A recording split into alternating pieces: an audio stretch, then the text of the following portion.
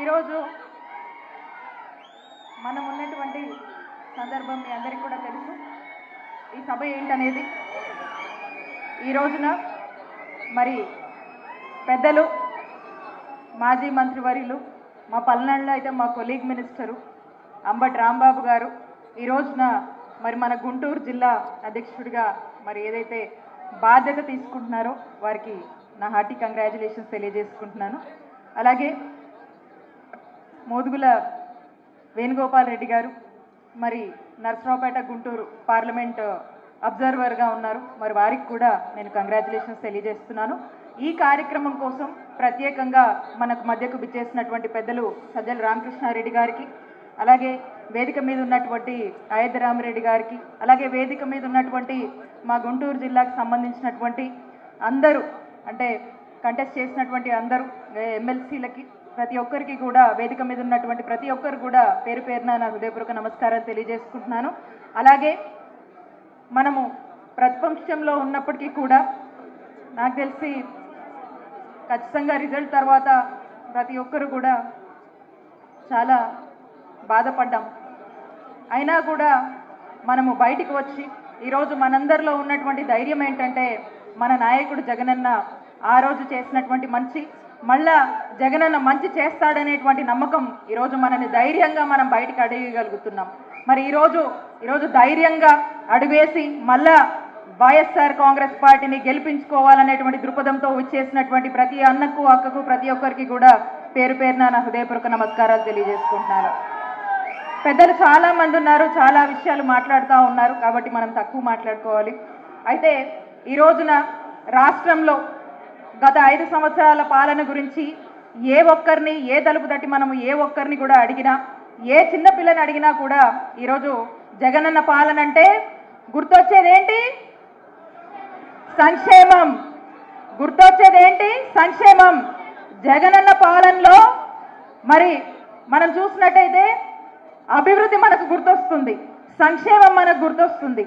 అలాగే ఇంకొన్ని అడుగులు మనకు ముందుకు వేస్తే మనకు ఈ రాష్ట్రంలో మరి ఎన్నడూ ఎవరు చేయనటువంటి విధంగా ఈరోజు ఒక విద్య అయితేనేముంది, వైద్యం అయితేనేముంది, వ్యవసాయ రంగం అయితే ఏముంది, అన్నిట్లో కూడా మరి నా భూతో నా భవిష్యత్ అని చెప్పే విధంగా ఒక బెంచ్ మార్క్ పాలనని జగనన్న ప్రభుత్వం అందించింది అని ఇక్కడున్నటువంటి ప్రతి ఒక్కరూ, ఈ రాష్ట్రంలోని ప్రతి ఒక్కరు కూడా ధైర్యంగా ఒప్పుకొని చెప్పి మళ్ళా కూడా చెప్తామని చెప్పి ఉన్నటువంటి నమ్మకం మన నాయకుడు జగనన్న మనకు అందించాడు వారి పాలనలో. సరే, ఇక చాలా విషయాల్లోకి వెళ్తే చాలానే మాట్లాడుకోవచ్చు. ఈరోజు మనం చూస్తూ ఉన్నాము స్కూళ్ళ పరిస్థితి, విద్య పరిస్థితి గాలికి వదిలేసింది ఈ కూటమి ప్రభుత్వం. వైద్యం విషయానికే వద్దాము, ప్రైవేటైజేషన్ అంటున్నారు. ప్రైవేట్ అంటే ఏంటన్నా? ప్రైవేట్ అంటే ఏంటి? అన్ని డబ్బులే, డబ్బులకి అమ్మిపడేయడం, డబ్బులకి ప్రైవేట్ వాళ్ళకి దారాదత్తం చేయడం అంటారు. మరి ఈరోజు అన్నిట్లో కూడా ప్రైవేటైజేషన్. ఆఖరికి మనం చూసినట్టయితే మన నాయకుడు జగనన్న 17 గవర్నమెంట్ మెడికల్ కాలేజీలు ఈ రాష్ట్రంలోకి తీసుకురావాలి, ఇక్కడ ఉన్నటువంటి విద్యార్థులు డాక్టర్ చదివి దేశానికే ఈరోజు సేవ చేయాలి అనేటువంటి ఆలోచనతో మెడికల్ కాలేజ్ తీసుకొస్తే దాన్ని కూడా ప్రైవేటైజేషన్ చేసి ఇంతో అంతో పర్మిషన్లు వచ్చినటువంటి కాలేజీలకు కూడా మా కొద్ది కాలేజీలని లెటర్ రాసినటువంటి దుస్సాహసం చేసింది ఈ కూటమి ప్రభుత్వం అని గుర్తు చేస్తున్నా. ఇక రైతుల్ని వాళ్ళ కష్టాలకే వదిలేశారు. ఇక ఇలా మాట్లాడుకుంటే చాలా విషయాలే మనం మాట్లాడొచ్చు.